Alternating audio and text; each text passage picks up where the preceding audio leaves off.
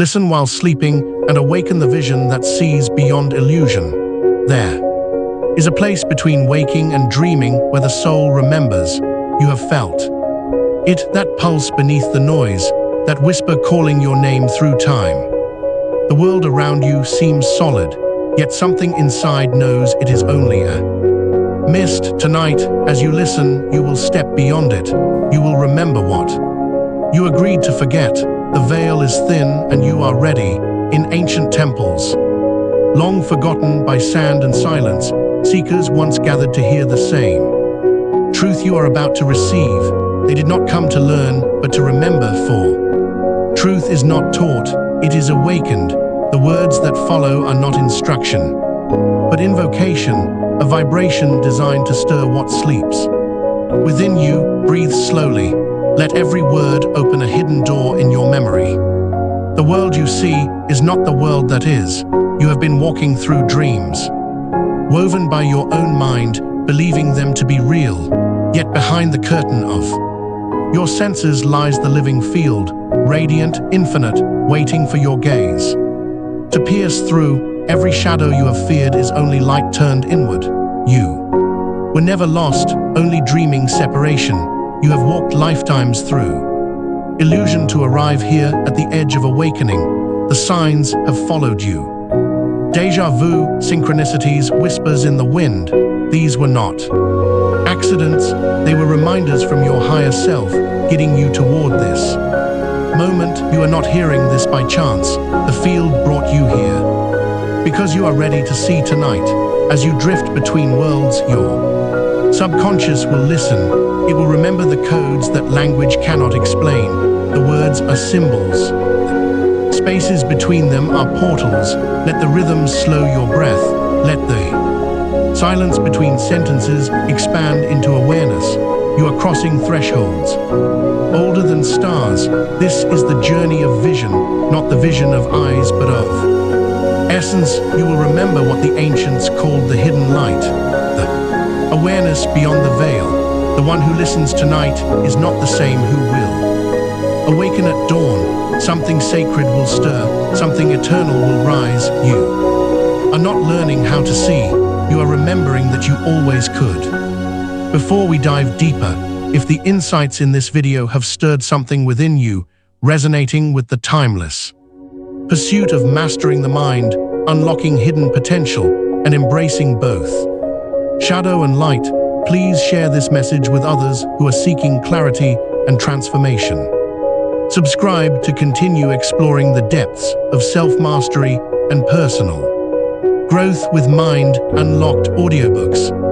Chapter 1: The Curtain Between Worlds. There are moments when the air itself feels alive, as if it knows something you've forgotten. The hum beneath the silence, the shimmer at the edge of perception. These are not accidents. They are signals from the unseen, reminders that this world is only the outermost layer. The curtain between worlds is thin, though it pretends to be solid. If you listen with your inner ear, you can already hear it breathing. What you call reality is a song half heard through walls of thought. You were taught to trust the visible, to obey the tangible, to worship the logical. Yet behind all this noise hums a deeper rhythm, older than language, softer than reason. Every object, every face, every sound vibrates within that hidden melody. The world is not material, it is musical. You are both the listener and the song. There was a time before remembering when you could see clearly without eyes. You walked through light, not space. You spoke in frequencies, not words. Then the veil descended, and the world became dense, slow, and seemingly separate. The fall into matter was not a mistake. It was a descent into meaning through forgetting. You began the journey home to remembrance. The veil is woven from perception and belief. Every thought you hold tightly becomes a thread. Every fear adds thickness. Yet every moment of love, every pause of wonder begins to thin it. What you perceive as limitation is only condensation of energy, a fog born from unhealed seeing. You do not need to tear the curtain, only to soften your gaze. Close your eyes now. Imagine a luminous fabric stretched before you, woven of silver mist and starlight. With each breath, the threads begin to shimmer and part. You glimpse shapes of light moving behind it, shifting like forgotten memories. Do not chase them. Simply allow. The curtain responds to stillness, not force. The more you trust, the more it reveals. Beyond this veil lies not another world, but the deeper layer of this one. The same trees, the same sky, but radiant. Translucent, alive with presence. They're nothing hides, every gesture carries meaning, every sound is sacred. This is the true world that lives behind appearances, the realm of frequency, intention, and pure awareness. When the curtain begins to dissolve, you will not see miracles. You will see truth. What was ordinary will blaze with significance. You will feel the pulse beneath stone, the consciousness within wind. You will realize that nothing was ever lifeless, only unseen. The divine never left. Perception merely dimmed its glow. And so, beloved listener, you stand now before that shimmering divide. You do not need to cross it.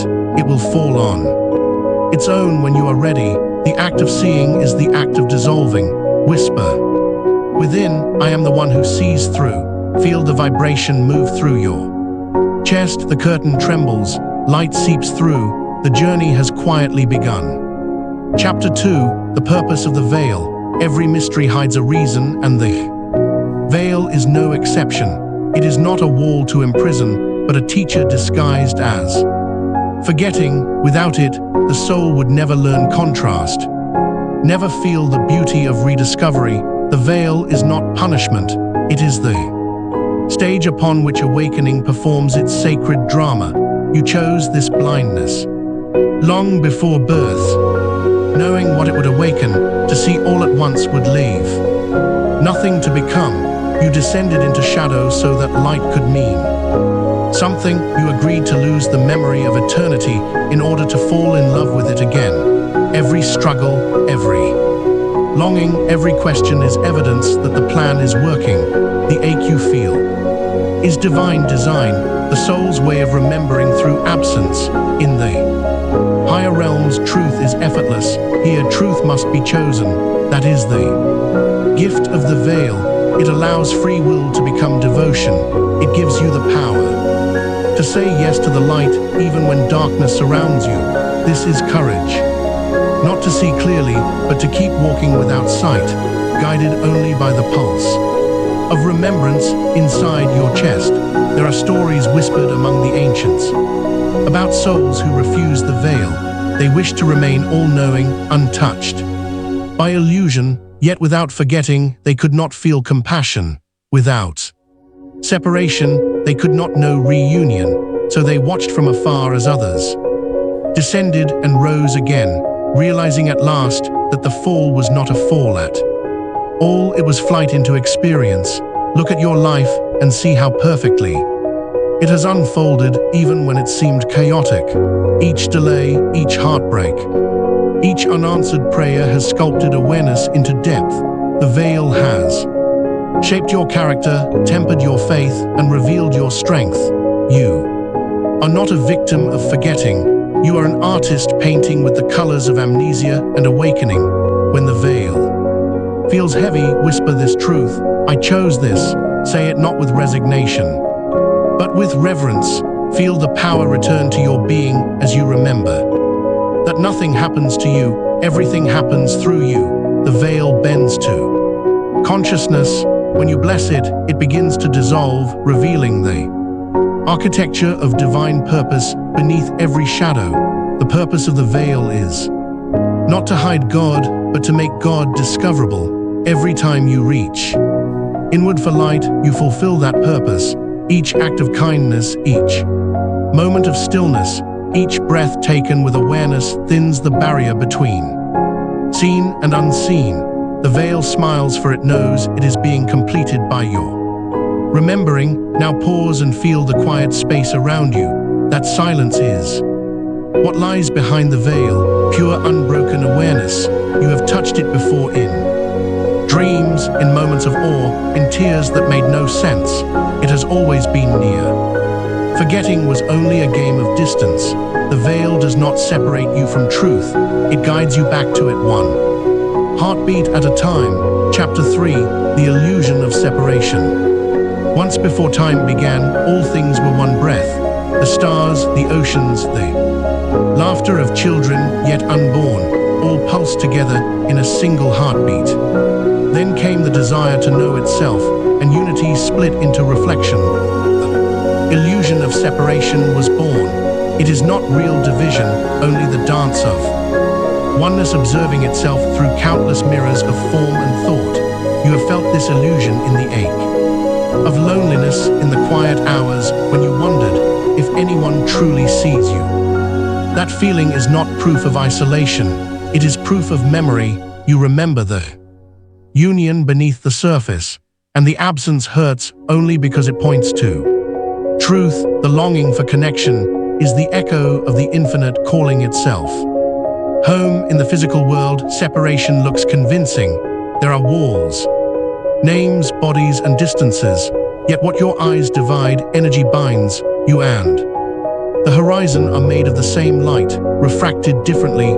Every atom knows this, only the mind forgets. When you touch another with compassion, you momentarily lift the veil and remember that there is no other at all. Many mystics have tried to explain this unity, but words fracture what they describe. Still, there are ways to feel it. Sit in stillness and listen to the space between sounds. Notice how the silence beneath every noise is the same. That silence connects you to every being that has ever listened. The still field beneath experience is what you truly are. The illusion of separation serves a sacred purpose. It gives love something to move through. Without distance, there could be no journey. Without seeming difference, no recognition of the self in another's eyes. The illusion gives love a playground, a stage upon which the soul can perform remembrance. It is divine theater written in light and shadow. When you suffer, when you feel cut off or unseen, remember this, even isolation vibrates with divine presence. The silence you fear is not absence, it is fullness. Disguised as quiet, whisper to it and it will whisper back.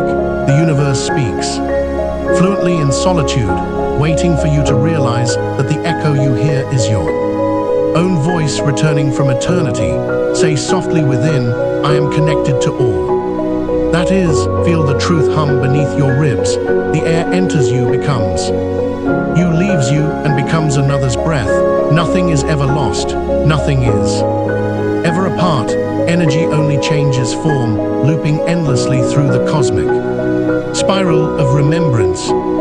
Separation is only a trick of the senses. When you awaken to this, life becomes a symphony again. Every face is familiar, every moment holy. The world stops being an arena of strangers and becomes a reflection of the same consciousness, looking through countless eyes. You realize that you were never alone, only dreaming in fragments of light. And now the dream begins to heal itself. Chapter 4, The Hidden Light. Somewhere in the deep silence of your being, there is a light that has never flickered. It does not rise or set, nor depend on flame or sun. It was there before your first breath and will remain after your final sigh. The hidden light is not something you must earn. It is what you are. You have simply forgotten how to see in the dark.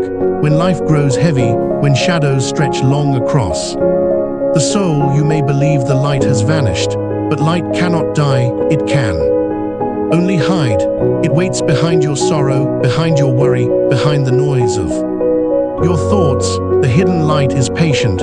It knows that every darkness will one day grow thin enough for its radiance to show through. The ancient mystic said, the light hides itself for your protection. To see it too soon would blind you with revelation, so it veils itself in experience, in failure, in love, in confusion, until your heart becomes wide enough to hold it. Every heartbreak is a crack through which the light begins to leak, teaching you how to see without fear. Close your eyes now and feel the pulse beneath your ribs. That rhythm is not just blood, it is light and motion. Every heartbeat releases photons of awareness through your body. With each breath, you glow a little more. The light in you is intelligent. It listens when you speak. Whisper to it softly, I am ready to remember. At night when you think you are surrounded by darkness, you are actually bathing in invisible illumination. The hidden light reflects through starlight, moonbeams, even the glimmer in another's eyes. When you look beyond appearances, the world itself begins to shine back at you. Darkness is not the absence of light, it is the womb of light becoming visible. There is a secret known to the sages. What you call darkness is condensed light slowed by emotion and belief. When you meet it with love, instead of resistance, it quickens again. Fear melts and illumination returns. This is why healing feels like remembering, because the light was never gone, only slowed to the pace of your forgiveness. The hidden light guides your path not by direction, but by vibration. When something feels alive, effortless, and quietly certain, it is your inner radiance steering you home. Trust that shimmer of truth within you. It is not imagination, it is recognition. Every time you follow it, the unseen becomes seen and illusion loses its grip. And so, dear traveler, understand this. The light you seek has been watching through your eyes all along. It hid not to punish, but to teach you vision. Every shadow you face becomes sacred once you realize it serves illumination. The hidden light does not need to be found, only unveiled. And tonight it begins to remember its own name through you. Chapter 5. The Eyes of the Soul. There is a kind of seeing that does not depend on the eyes. It stirs within you in moments of deep silence, when the world softens and you sense more than you perceive. These are the eyes of the soul, ancient, luminous, and untouched by illusion. They do not look outward, they gaze inward and through. To awaken them is to remember how truth appears when form no longer deceives. Physical sight stops its surfaces, it defines, measures, and separates. But soul sight merges, it perceives essence instead of outline, meaning instead of matter. When the eyes of the soul open, every encounter becomes sacred, a transmission rather than an observation. You begin to see not with attention, but with reverence, and the unseen responds to your awareness like a flower turning toward light. These eyes are not born of the body, but of remembrance. They awaken slowly through stillness, through heartbreak, through beauty that steals your breath. When you cry without knowing why, it is the soul trying to see again. The tears polish the inner lens, clearing dust left by years of distraction. Vision returns not through effort, but through surrender. To open these eyes, close the ones you use for control. Sit in the dark and breathe into your chest until it glows. Imagine a single ember at the center of your heart, expanding with each exhale. That ember is perception beyond flesh, the lens of timeless awareness. When you look through it, you will not see objects. You will see energy moving in patterns of divine intelligence. There are moments in life when these eyes open unexpectedly. In the quiet after loss, in the awe of creation, in the stillness before dawn. You feel it as a sudden clarity, a knowing without reason. The soul's vision is effortless because it never left. You simply stop trusting it. When you listen instead of think, it begins to guide you again. The eyes of the soul are not bound by time. They see the threads connecting every event, every choice, every life you've ever lived. What seems random to the mind is symmetry to the soul. When you awaken this vision, even pain becomes purposeful. Every shadow a teacher cloaked in contrast. You begin to read destiny the way mystics read the wind. To see as the soul sees, you must look through love. Judgment clouds the lens, compassion clears it. Every time you forgive, your inner sight sharpens. every time you bless what once hurt you. Another veil lifts, the world becomes translucent, shimmering with energy, and you realize that light has been speaking to you all along. Now let the space before you blur, stop numbing, stop defining, feel your awareness extend beyond your body. Like ripples in still water, the eyes of the soul open quietly in this place, not through force, but through wonder. You are not learning how to see differently. You are remembering the sight that was never lost. Vision is returning, and the world begins to glow. Chapter 6, The Mirror of Illusion. Imagine standing before a mirror that reflects not your face, but your frequency. Every emotion, every belief, every silent thought sends ripples through its surface. This is the world you live in, a vast mirror that bends to your vibration. What you call reality is reflection made visible. What you experience is not what is there, but what you are echoing through the field. The mirror never lies, though it tells truth in symbols. When you see chaos, it is your own unhealed energy seeking recognition.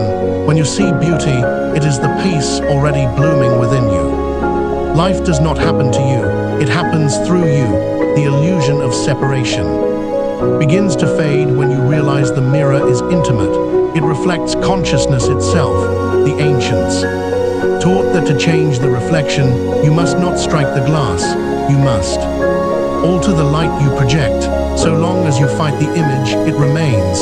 But when you shift your inner frequency from fear to trust, from judgment to compassion, the reflection transforms effortlessly. The world bends to inner alignment. That is its secret design. At times the mirror shows distortion, pain, loss, disappointment. These are not punishments, but invitations. They reveal the hidden agreements you made with belief. It's not your thoughts. The sages said it's your agreement with them. When you withdraw agreement from limitation, illusion collapses, the mirror clears, and truth stares back, patient and radiant. To work with this mirror, practice awareness instead of reaction. Observe your life as though watching water ripple after a single stone. Every thought, every emotion, every word spoken into the field sends waves outward. Watch what returns. The universe responds not to what you wish, but to what you believe. Adjust the vibration, and the image will follow. There is beauty in this law, for it restores your power. No one controls the reflection but you. Blame dissolves and gratitude takes its place. You begin to honor the mirror as a sacred ally, not an enemy. Every moment becomes a message, every challenge a teacher. Holding up glass polished by divine hands, the illusion turns into instruction. To heal, look gently at the reflection without judgment. Say to the image, I see you, I created you, and now I choose light. Let those words ripple through the field. Watch the mirror respond like water touched by dawn.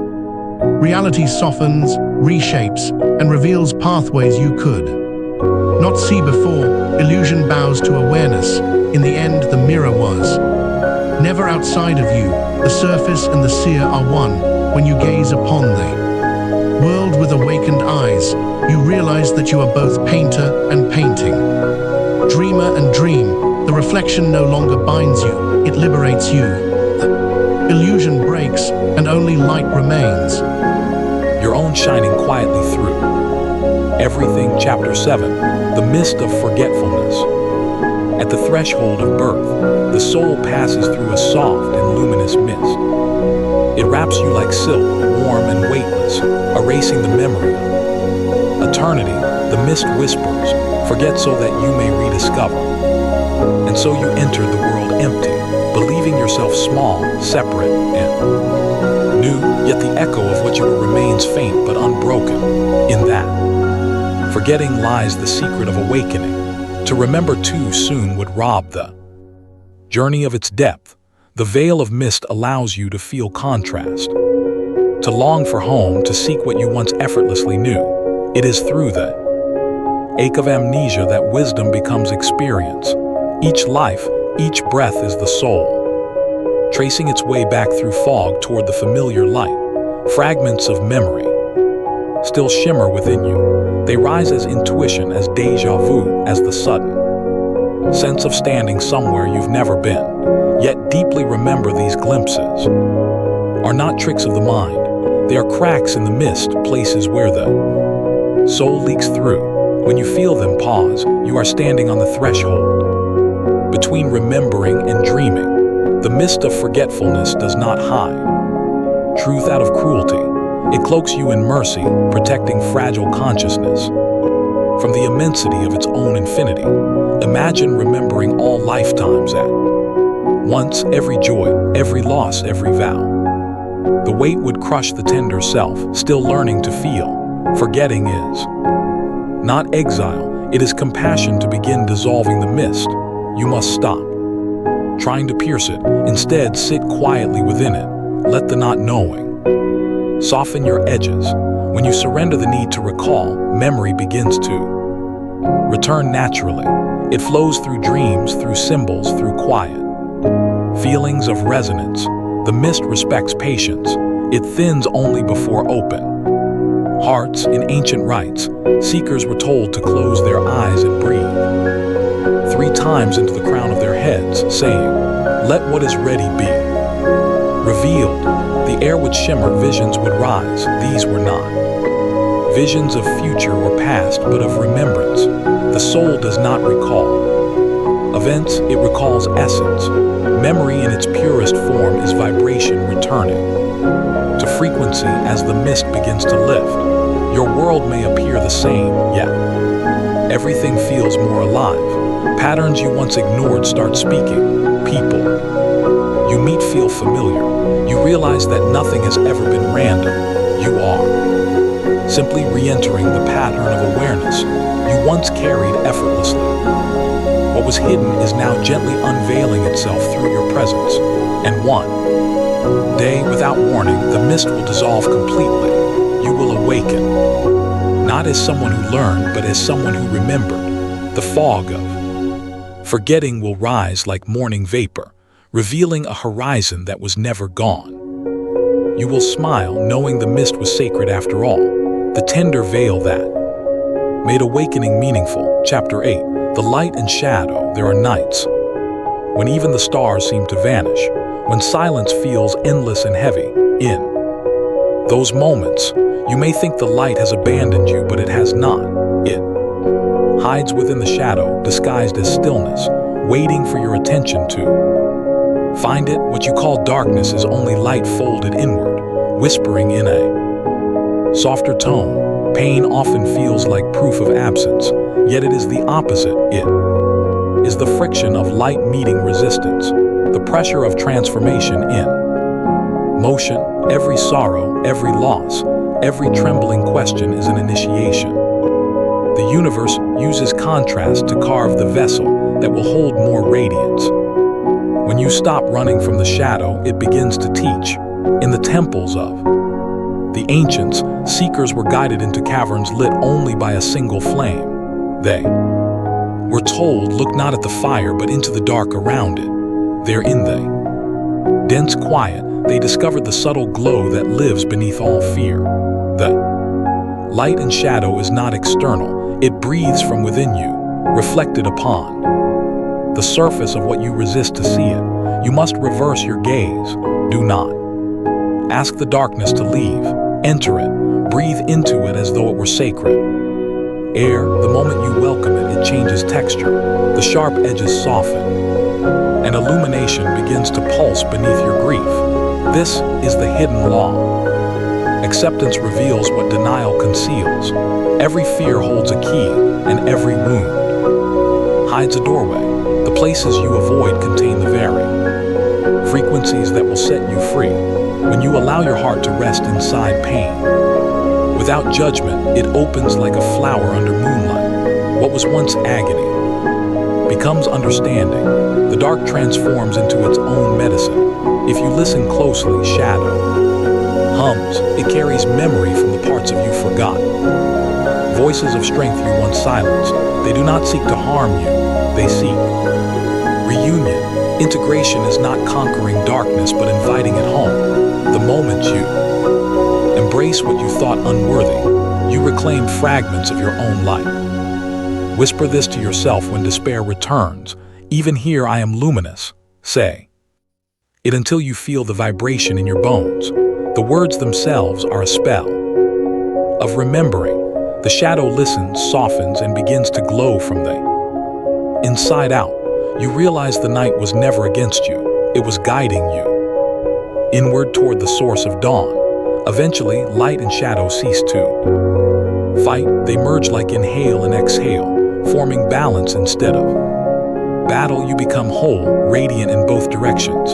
The brightest souls are not those who avoided the dark, but those who befriended it. When you walk through the night without fear, you discover what was true all along. Light was never lost, only waiting to be seen. Chapter 9, The Awakening of Vision. There comes a moment when the world grows transparent. Edges blur, colors breathe, and reality feels like a dream half remembered. It is not your eyes that are changing, it is your awareness. Vision begins to awaken when perception releases its grip on certainty. The mind quiets and the soul begins to see through it, revealing light in everything you have been taught to see through. Filters, names, meanings, fears. Each word is a curtain, each assumption a wall. To awaken vision is to unlearn sight. It is to let perception fall back into silence so that what is truly there may appear. The invisible does not need to be created, it needs only to be noticed. Truth has been waiting beneath the noise. Awakening vision does not happen in grand flashes, it unfolds softly, a sunrise over thought spreading golden awareness through shadowed corners of your mind. One day you look at a tree and realize it is looking back. You feel the hum of connection in the quiet between heartbeats. The world becomes participatory, not scenery but symphony.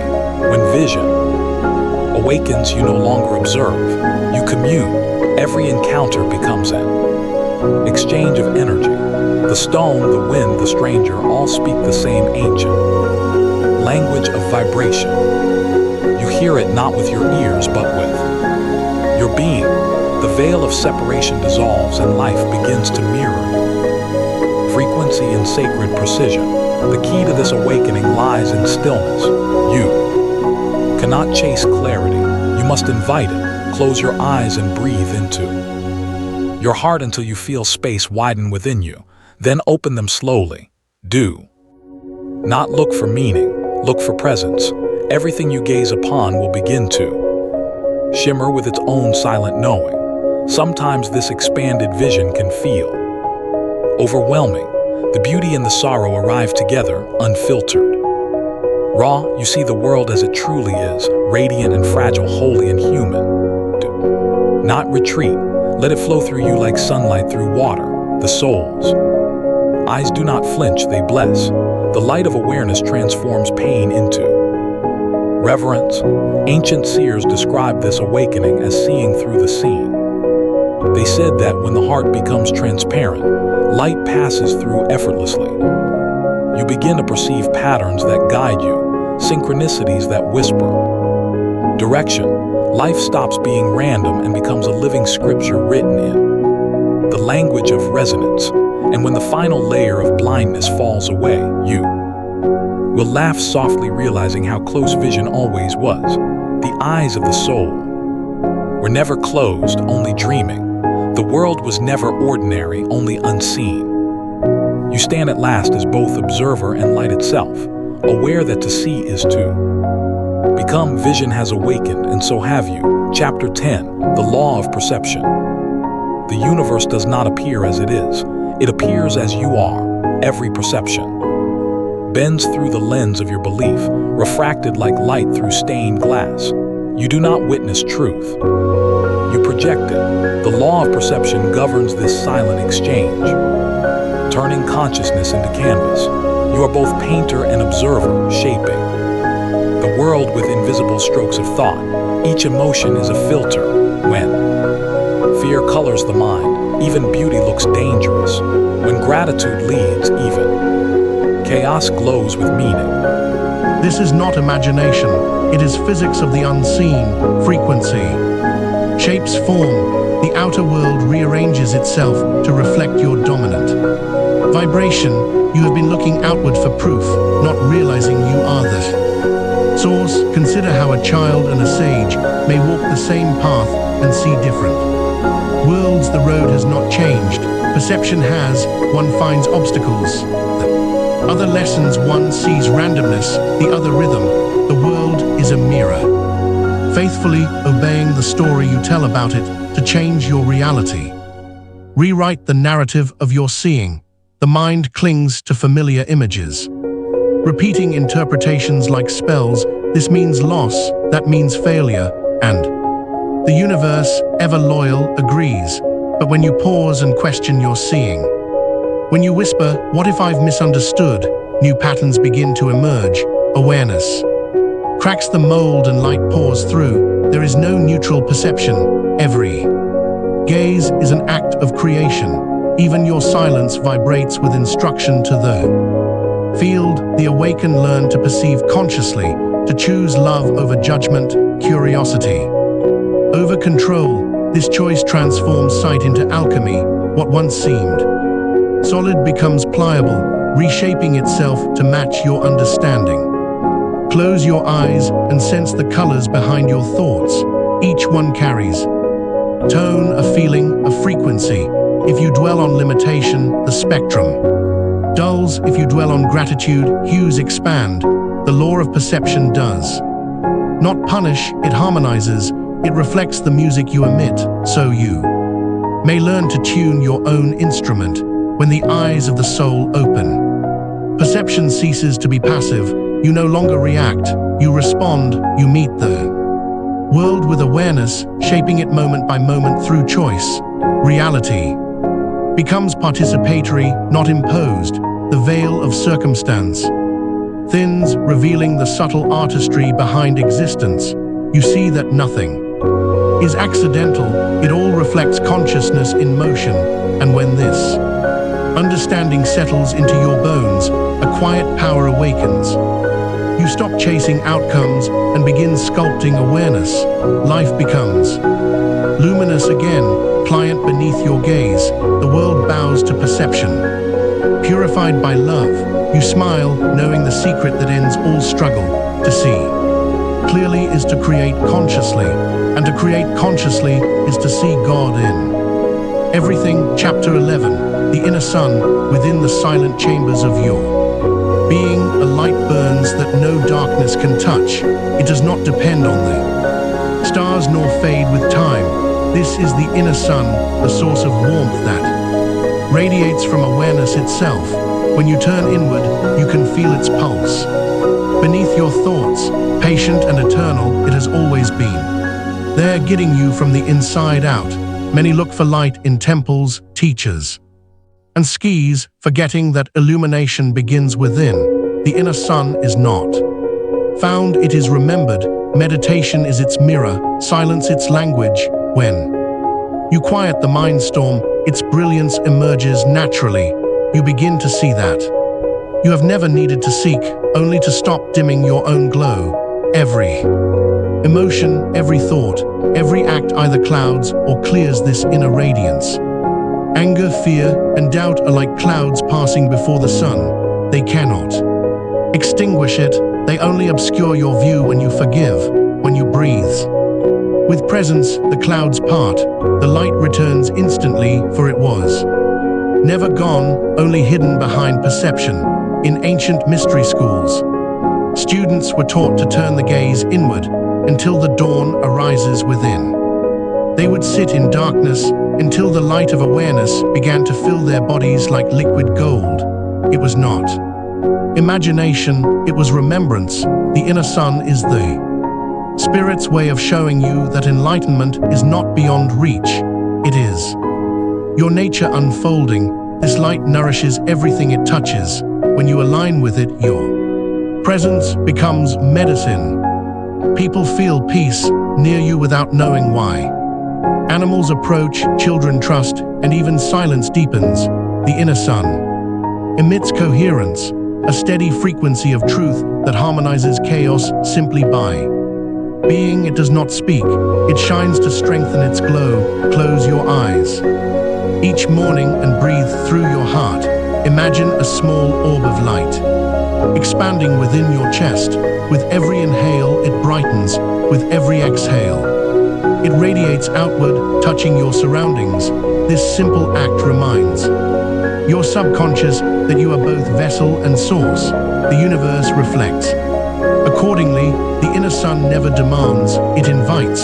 It asks only that you remember who is shining behind the eyes. When you walk through sorrow, it follows like dawn behind mountains. When you doubt, it waits patiently until you return to stillness. Even in despair, it whispers, you are not lost, you are learning how to glow in shadow. And one day you will realize that the light within you is the same that burns in every soul, every star, every heartbeat. The boundaries will dissolve and you will stand radiant, no longer seeking illumination, because you are illumination. The inner sun will rise fully and the world once dark will blaze with the reflection of your remembering. Chapter 12. The Keeper of the Veil. Deep within the corridors of your mind stands a sentinel, a keeper guarding the passage between illusion and truth. It is not an enemy, though it may seem like one. This keeper is the ego born from the instinct to survive, shaped by memory and fear. It watches over the threshold of awakening, unsure whether to let you pass or keep you safe in the known. The ego learned early that control equals security. It builds its walls from stories: who you are, what is possible, what is forbidden. These walls form the veil itself, not outside you but within perception. The keeper clings to these boundaries, whispering warnings whenever you near the unknown. Yet it is not darkness that restrains you. It is the belief that safety lies in limitation. When you begin to awaken, the keeper stirs an alarm. It senses the approach of something vast, your true self, and fears its own disappearance. So it floods your thoughts with doubt, distraction, and urgency. Stay small, it pleads, stay certain. But awareness does not fight back, it listens, for only through compassion can the keeper be transformed into guide. The ancients taught that every guardian at the gate exists to test readiness. The ego's resistance is the universe's question: will you choose fear or freedom? Each time you observe without reacting, each time you love what tries to limit you, the keeper relaxes. Awareness steps forward and the veil thins. The gatekeeper's power lies only in your unexamined obedience. To move beyond it, you must see the ego as a child, frightened, confused, loyal to its task. Speak to it softly. Thank you for protecting me. I no longer need defense. I choose awareness. That instant, control loosens its grip. The keeper steps aside, not destroyed, but relieved. The same mind that once confined you begins to open as doorway. Behind that doorway lies stillness. You feel it not as emptiness, but as vast presence. The thoughts that once raced now flow like slow rivers of light. This is the space the keeper was guarding you from, not danger but infinity. It feared the silence, because silence dissolves identity, and in the absence of identity, only truth remains. When you meet the keeper again, for you will, do not resist. Every new level of awakening brings another layer of self to greet. Bow to it, bless it, and walk through. The ego becomes servant when seen clearly. Awareness no longer battles mind, it integrates it. The gate and the guardian become one in understanding. At last, you will see that the keeper was never standing before the veil. It was the veil, the boundary between illusion and truth, was made of fear, pretending to protect love. When love reclaimed its authority, the boundary vanished. You realize with gentle awe that the one who blocked the path was only you, and the one who now walks Through is infinite. Chapter 13, the shadow of fear. Fear arrives quietly. Dressed as protection, it stands at the edge of your becoming, whispering reasons not to move. It claims to guard you from pain, yet in truth, it guards you from expansion. Fear is not your enemy, it is a fragment of light turned inward, trembling in its own shadow. It is the veil's densest thread, woven from misunderstanding. When fear rises, it seeks only to be seen. Ignored, it multiplies. Embraced, it dissolves. The shadow of fear feeds on resistance, shrinking under observation. Awareness is the only light it cannot endure. When you pause and breathe through its trembling voice, you hear the truth beneath it. I am not here to harm you, I am here to remind you what you still believe you are not. In every lifetime, the soul agrees to meet fear. As teacher, through it, you learn the boundaries of illusion. Fear marks the edges of your current awareness, saying, beyond here lies more of you. Each time you step through its threshold, your world expands. It is the soul's compass pointing toward the next layer of light. There was once a sage who said, fear is the echo of the self forgetting its source. He would sit before his disciples and invite them to speak their fears aloud.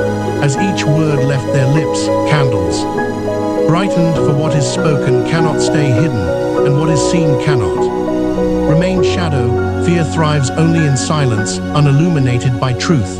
2. Dissolve fear, do not fight it, breathe it, draw it into the heart as you would draw cold air into fire.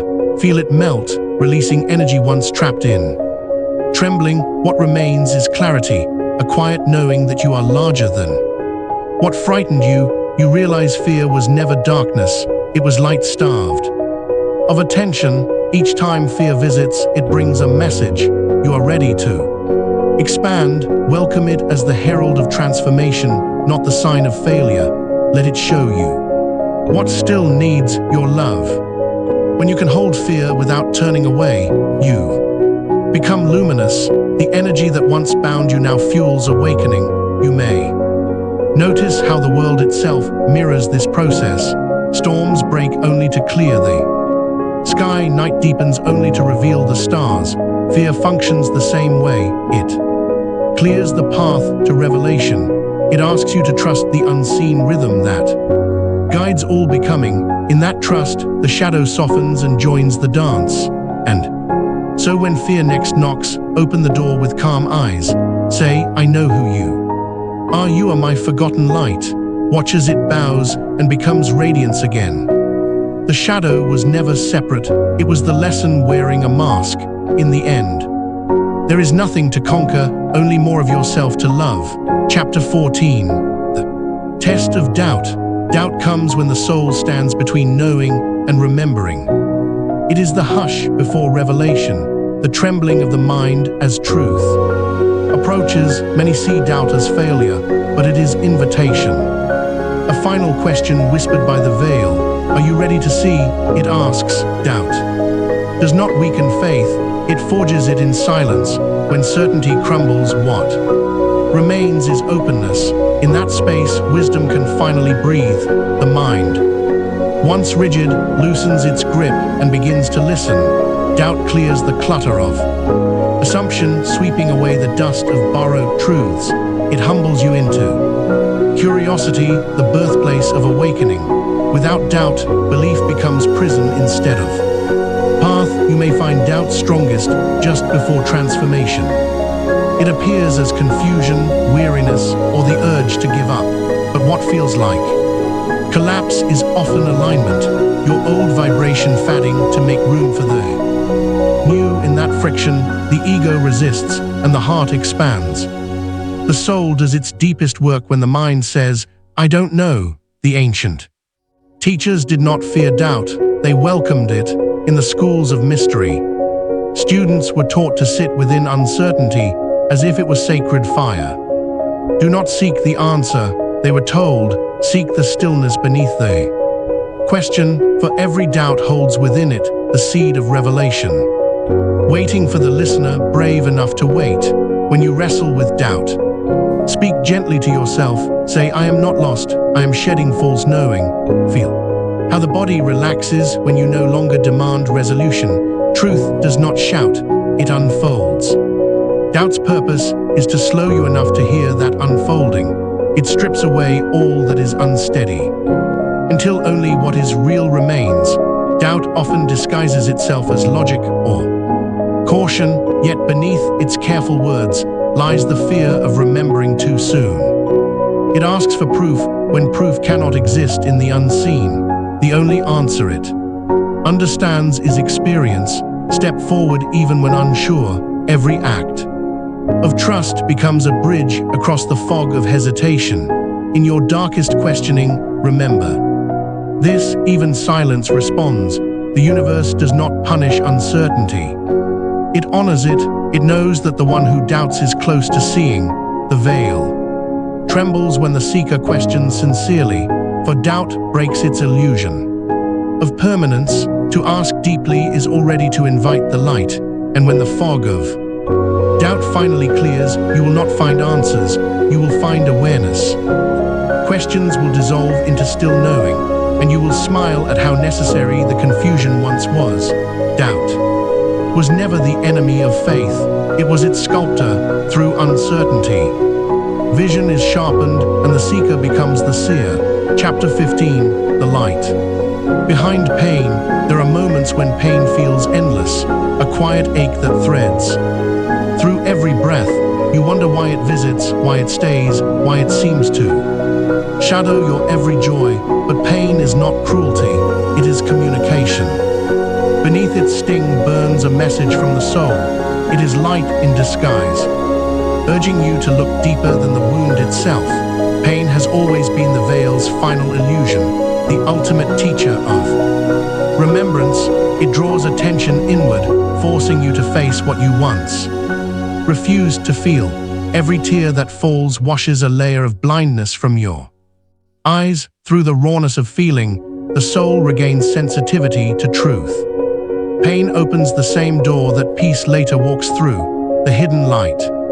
Within pain is awareness calling to itself. It uses discomfort as signal, saying here there is something unloved. When you stop running from it, you can finally listen. The moment you allow pain to exist without resistance, its edges soften. It begins to speak in the language of insight, not suffering. Ancient healers knew this secret. They would sit beside the wounded and whisper, "Do not flee your pain, enter it." They understood that within every wound lives a fragment of forgotten light. When the heart turns toward what it fears, it retrieves that fragment and becomes whole again. Pain, therefore, is not an end, it is reclamation. The mind insists that pain is punishment, but the soul knows it is transformation. Every difficulty refines awareness, stripping away illusions that no longer serve. The fire does not burn to destroy, it burns to reveal. When you allow yourself to feel fully, the flames illuminate your strength, showing that you were never fragile, only hidden. Breathe into the places that hurt. Feel how each inhale brings warmth, each exhale release. Visualize light moving through the ache, not to erase it, but to unveil what sleeps beneath. Often the moment of surrender becomes the moment of illumination. You begin to sense that what you call pain is actually the soul's effort to expand. There is a saying among mystics: the wound is where the sun enters. This is no metaphor, it is truth. Pain carves openings that joy alone could never create.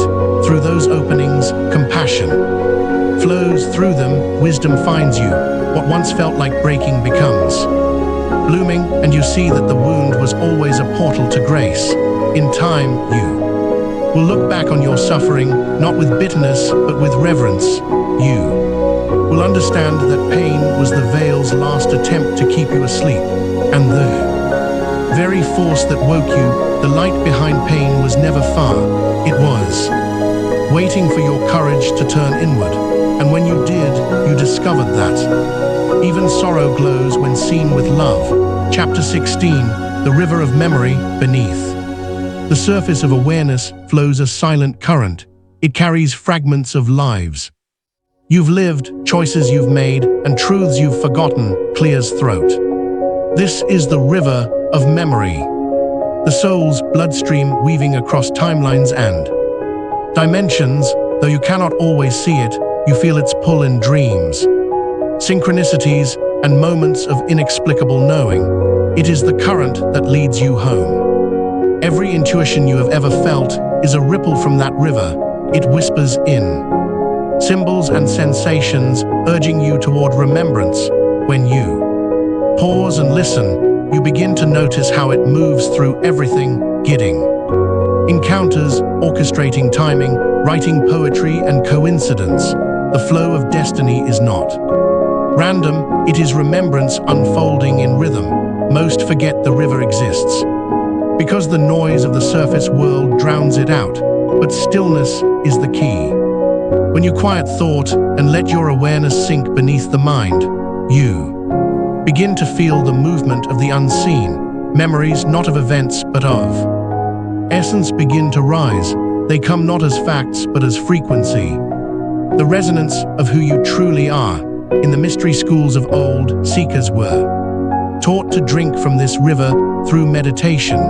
They would imagine a stream of light flowing through the spine, washing away illusion and restoring connection. Each breath deepened the remembrance, each heartbeat became an oar guiding them into the current. The deeper they surrendered, the clearer their inner vision became. The river of memory does not show you everything at once. It reveals what you are ready to integrate. Some memories return as inspiration, others as lessons cloaked in emotion. What feels like déjà vu is often the echo of a truth rediscovered. Each glimpse, each subtle recognition is the soul saying, "You've been here before and you chose to return wiser."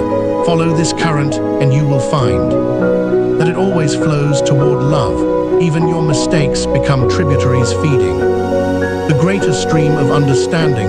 Nothing is wasted. Every sorrow becomes sacred once it dissolves into meaning. The river purifies through motion. It teaches that healing is not erasing the past, but allowing it to flow back into light. Sometimes the current quickens, coincidences multiply, dreams intensify, emotions surge. Do not resist, it is simply the river clearing debris from your perception. Trust the cleansing. The more you release, the faster you align. When you float instead of fight, the water becomes guidance and remembering becomes effortless. One day, you will realize that you are not a traveler upon this river. You are the river itself. The memories it carries are not stories of another time. They are facets of your eternal being. Awareness is the source flowing endlessly through forms. To remember is to merge with that stream again and whisper, "I have always been." Chapter 17. The language of dreams. In the hours when the world grows still and your body surrenders to rest, another self awakens. It walks in luminous landscapes, speaking in symbols older than words. This is the realm of dreams, the bridge between dimensions where the soul remembers its language. Each dream is not fantasy but frequency, a message from the unseen written image and feeling. Dreams weave fragments of your waking life into patterns of deeper meaning. A door becomes a decision, a river becomes emotion, a stranger becomes your forgotten self. The soul speaks this way because truth is too vast for literal form. To understand dreams is not to analyze but to feel. Their meaning is not in the story but in the vibration that lingers when you wake. Every night you return to this school of remembrance while the mind sleeps. Consciousness travels, gathering fragments of wisdom scattered across timelines. You meet teachers disguised as symbols, face fears clothed as monsters, and revisit moments of unfinished emotion. The dream world is the mirror of your evolution, showing what the daylight hides. Ancients treated dreams as sacred gateways in the temples of sleep. Initiates were guided into deep trance to receive visions. When they awoke, they recorded what they saw, not as entertainment, but as prophecy. Higher realms use dream time to communicate without resistance. The subconscious becomes a clear sky for the stars of truth to appear, to converse with the language of dreams. Approach it with reverence. Keep a journal beside your bed and write before you're waking. Mind begins to interfere. Record without judgment, for symbols reveal themselves over time. A recurring image may unfold years later as a revelation. Dream messages obey divine timing, not logic. Sometimes the dream speaks directly, a voice, a name, a message that hums with certainty. Other times it hides meaning in metaphor, asking you to sense rather than think. When a dream stirs strong emotion, pause. That feeling is the key. Emotion carries frequency, and frequency carries truth. What you feel most deeply is what your soul is emphasizing. Dreams also serve as rehearsal for awakening. You practice dying each night, releasing identity. Slipping beyond time, you awaken in other realms to remember you were never bound to form. The body rests, but awareness continues its pilgrimage.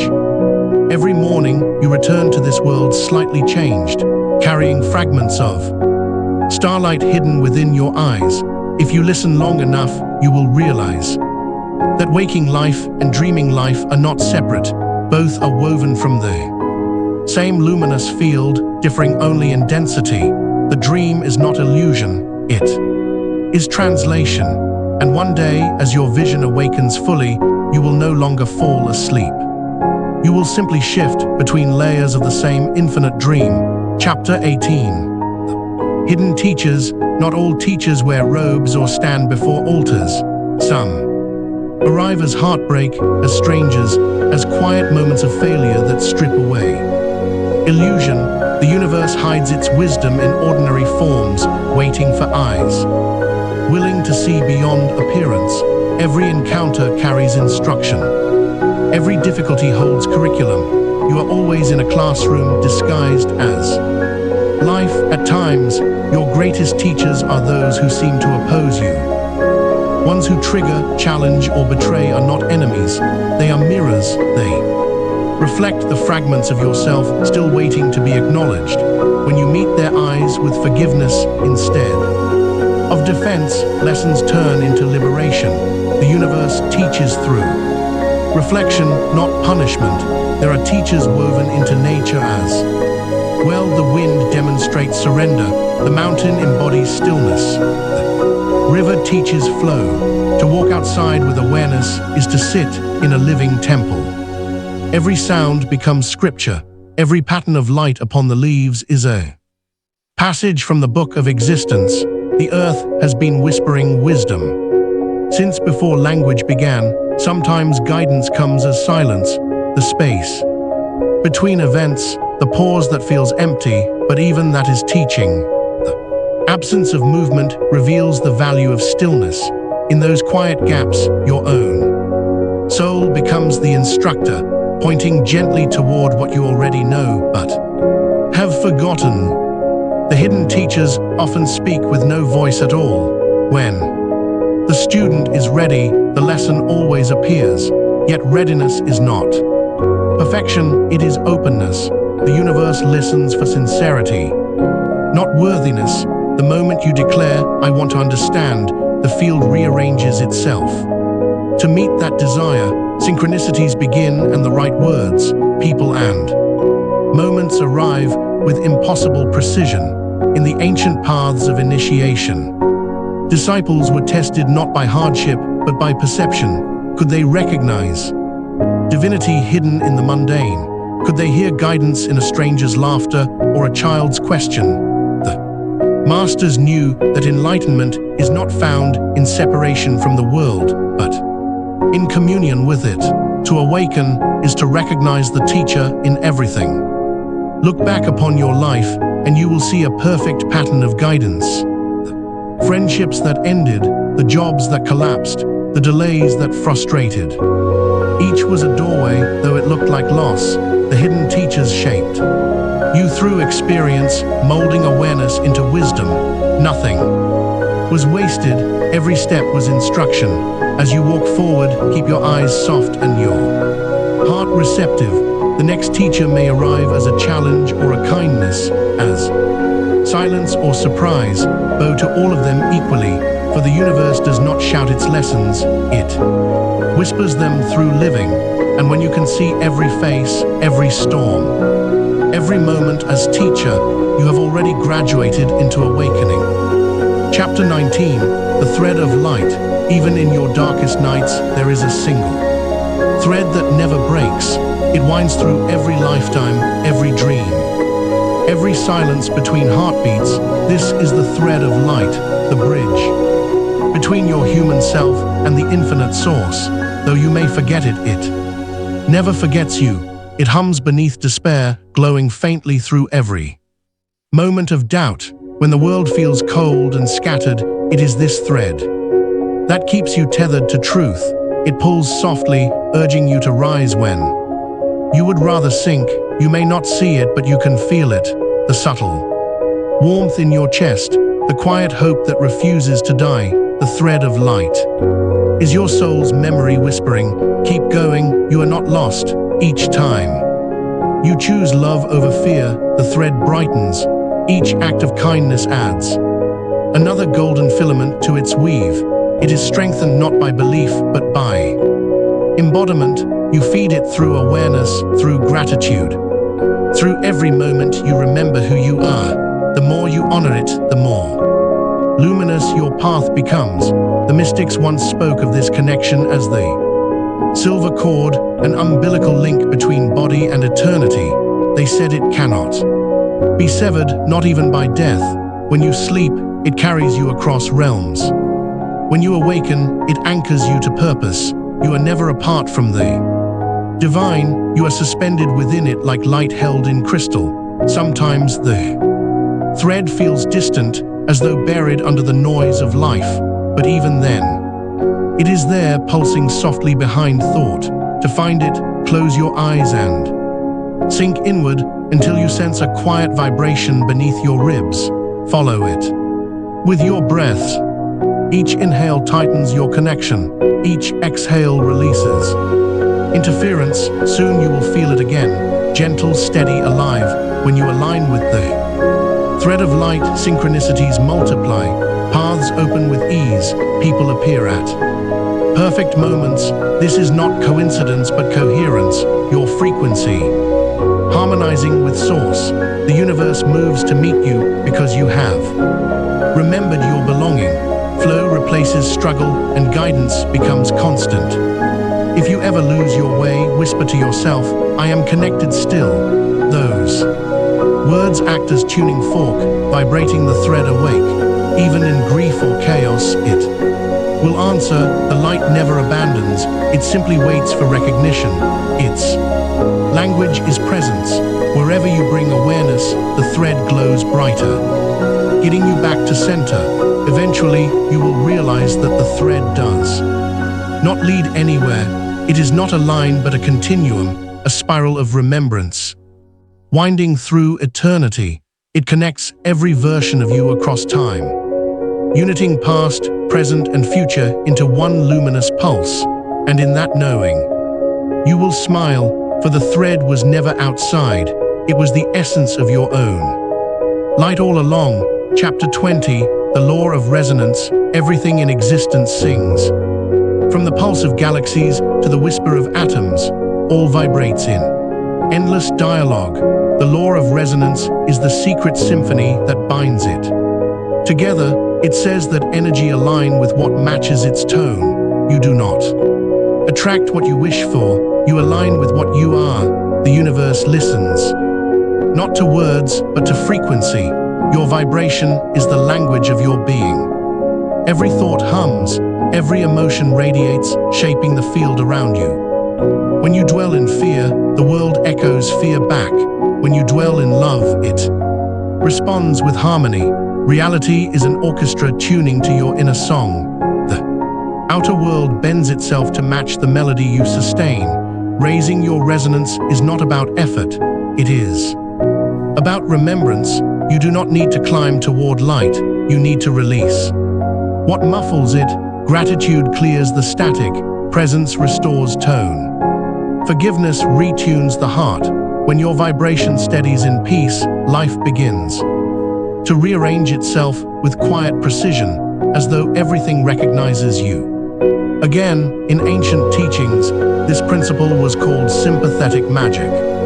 The healer became what they sought to summon. To call light, they embodied light. To call love, they became love. The universe cannot resist reflection. It mirrors what it encounters. Stop asking the universe, the wise said. Start becoming the signal. You can feel resonance physically when something aligns, your body softens, the chest opens, breath deepens, time slows. This is coherence, the field responding to recognition.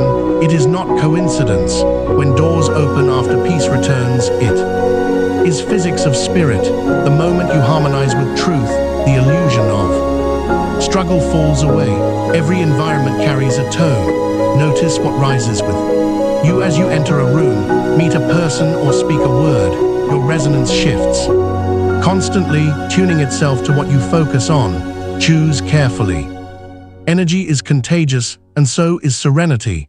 By holding calm and chaos, you become the tuning fork that steadies the world around you. There will be times when resonance demands release.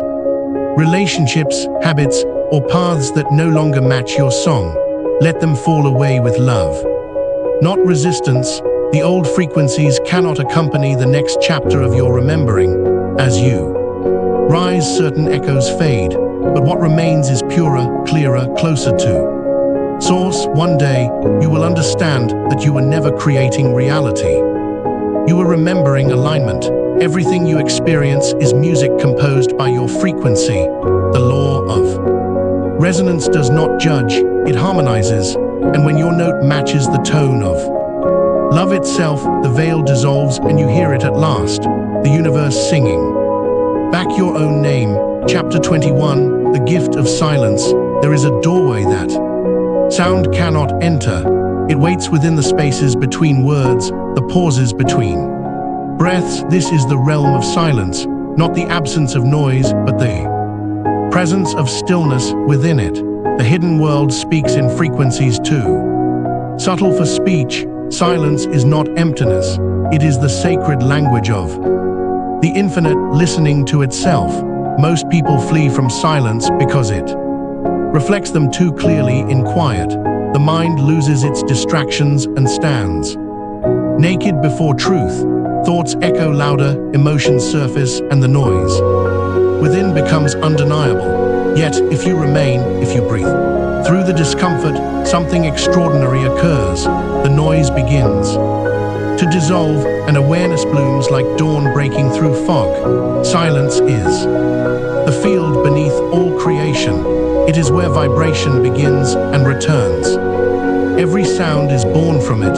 Every thought dissolves back into it. Mystics called it the womb of God, the void that is full when you rest within it. You feel the hum of existence itself, a rhythm without pulse, a peace without boundary. In ancient temples, initiates were trained to hear silence as music.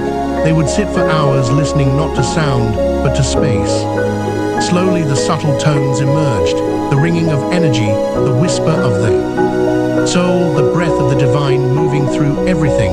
To master silence was to master perception, for only the still can truly hear. Silence gives birth to clarity. When you stop filling the air with thought, guidance rises. Naturally, insight appears unforced, like ripples forming on still water. The universe speaks most clearly when you stop trying to interpret it. The more you listen, the more language becomes unnecessary. You realize truth is not something said. It is something felt. Begin practicing this gift by pausing between actions. Let the mind fall quiet for a single breath. Do not demand revelation. Allow it. Feel how time slows, how awareness expands. Even a few moments of stillness can recalibrate your entire vibration. Silence is the tuning chamber of the soul, aligning you to the frequency of your higher self. In silence, separation fades, the boundaries between self and world dissolve into awareness.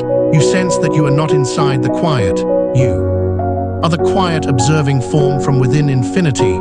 There is no you listening, there is only listening itself.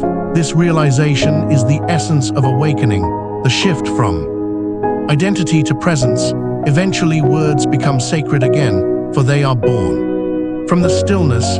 You speak less but mean more, you hear beyond what is spoken. The gift of silence becomes your teacher, your refuge, and your reminder that truth has always lived beneath sound. When you can rest fully in its embrace, you discover that silence was never empty. It was you, eternal and awake. Chapter 22, The Bridge of Intuition. Between thought and knowing lies a luminous bridge. It stretches across the unseen, linking your human mind to the infinite field of awareness. This bridge is intuition, the quiet current of truth that bypasses logic and speaks in sensation. It does not argue or persuade, it simply arrives complete and certain, as if whispered by the universe itself. Intuition is not a gift for a few, it is the native language of the soul. You were born fluent in it, but the noise of conditioning taught you to doubt. The world praised reason and forgot reverence, mistaking analysis for wisdom. Yet beneath every decision, you can still feel that subtle nudge. In a compass that never lost direction, only attention. The bridge of intuition is crossed not through effort, but through trust. The more you question its reality, the fainter it becomes. The more you act upon it, the stronger it grows. Every time you honor a quiet knowing over the loudness of fear, the bridge expands. Eventually, its voice becomes unmistakable. Not louder, but clearer. You will recognize intuition by its texture.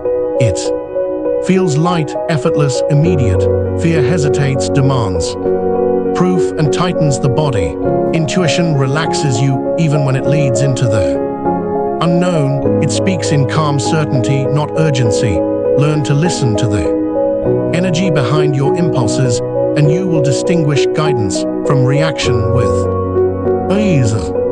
In the ancient schools of mystery, students were taught to walk the bridge with eyes closed. They practiced sensing through presence, trusting impulses without sight. Over time, their movements became graceful, their choices divinely timed.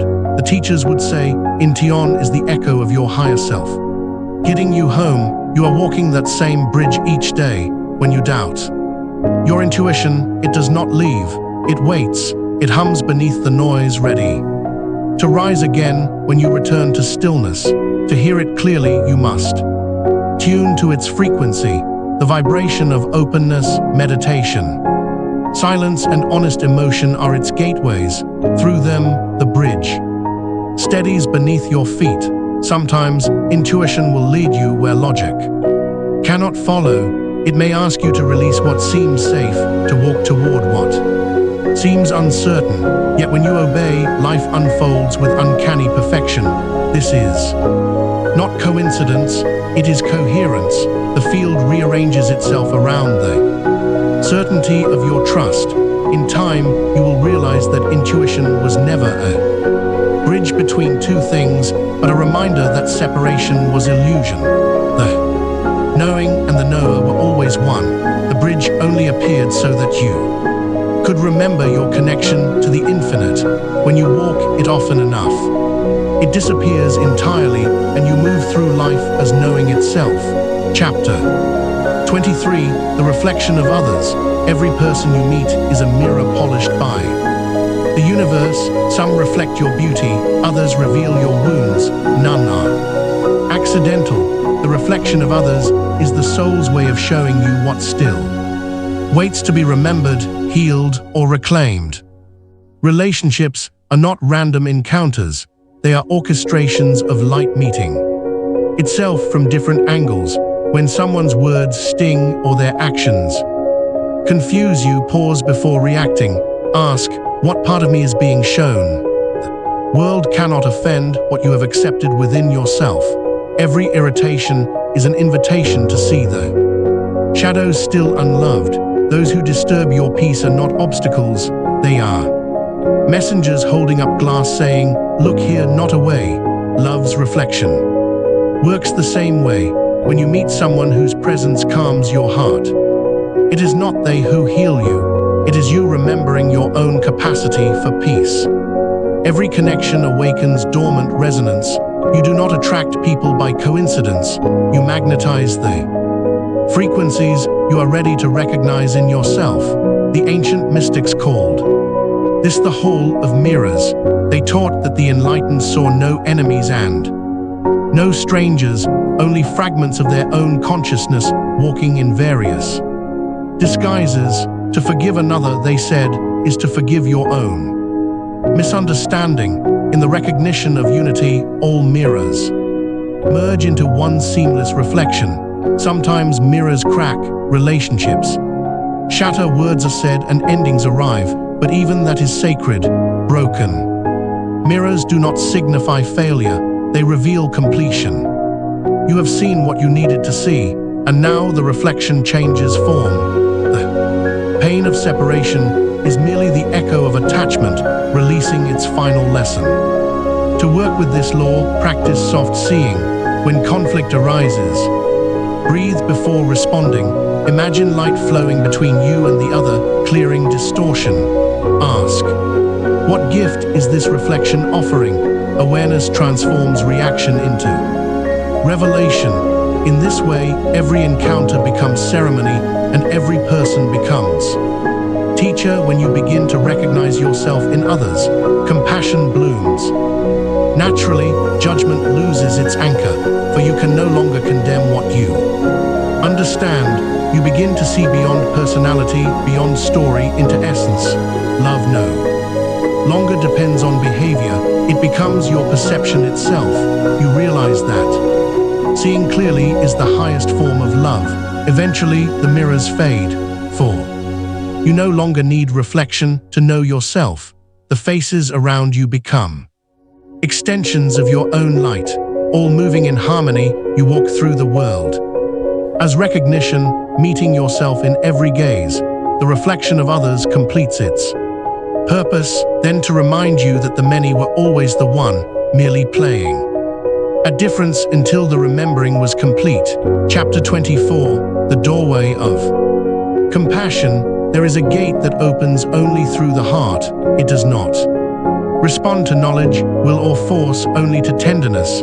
This is the doorway of compassion, the passage that dissolves separation and reveals the sacred in all things. When you step through it, perception changes. You no longer see suffering as failure, but as the cry of divinity asking to be held. Compassion is not pity, for pity implies distance. True compassion recognizes no difference between giver and receiver. It is love remembering itself in another form. When you open this doorway, you begin to feel everything: the sorrow of strangers, the joy of sunlight, the quiet ache of the collective soul. Sensitivity becomes sacred sight. At first, this sensitivity may feel overwhelming. You may wish to close again to protect your heart from the world's pain, but the heart does not need protection, it needs circulation. Like light through glass, compassion must flow. When you allow it to move freely, it purifies as it passes. You are not absorbing pain, you are transforming it. The sages spoke of compassion as the highest vibration of awareness. They said it bridges heaven and earth because it unites knowing with feeling. The intellect understands truth. Compassion embodies it. It turns wisdom into presence and presence into healing. Every act of kindness, seen or unseen, ripples through the veil, thinning it for all beings. To awaken compassion, begin where it feels impossible. Think of the one who wounded you, the situation that still burns.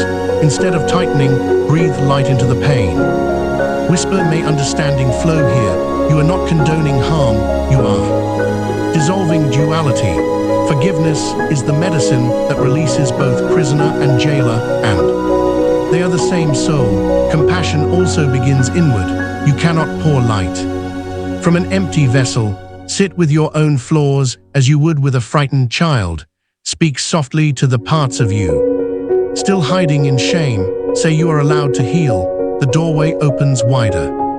With every breath of self-kindness, what you give yourself, you give the world. When compassion becomes your natural state, even silence heals. Your presence radiates balance without effort. People soften around you, not because of what you say, but because of the frequency you carry. Compassion is not an act, it is a field. It invites the world to remember that love was never lost, only misplaced behind fear. And when you finally stand fully within that doorway, you will understand why every challenge, every heartbreak, every moment of sorrow was necessary. There were keys unlocking deeper empathy. Within you, the veil cannot survive in the presence of compassion, for compassion sees through it completely beyond the doorway. Only unity remains. And love breathes everywhere. Chapter 25, the fire of truth. Truth does not whisper to be believed.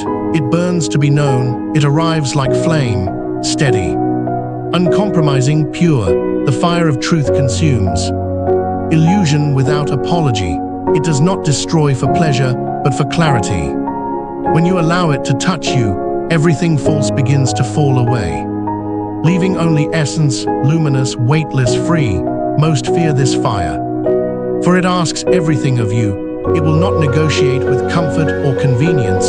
It burns through the masks you wear, the roles you play, the stories you've mistaken for identity. Yet the pain of burning is brief, and the liberation that follows is eternal. To resist truth is to remain half-lit. To surrender is to become the flame. You have met this fire before, but in moments when honesty shook you awake. When something deep inside whispered, "No more pretending," it feels like loss at first, for truth takes what is not real, but soon you realize that what burned was never you. It was the husk of an outdated self crumbling to reveal light. Beneath, the mystics called truth a divine purifier. In their rites, they would light sacred fires and speak every falsehood aloud, until the smoke carried it away. They understood that truth is not an idea, but a frequency. When it fills you, distortion cannot remain. The more you align with it, the more transparent your being becomes to the divine light that fuels it. Truth will test your attachments. It will ask, what are you willing to release for freedom?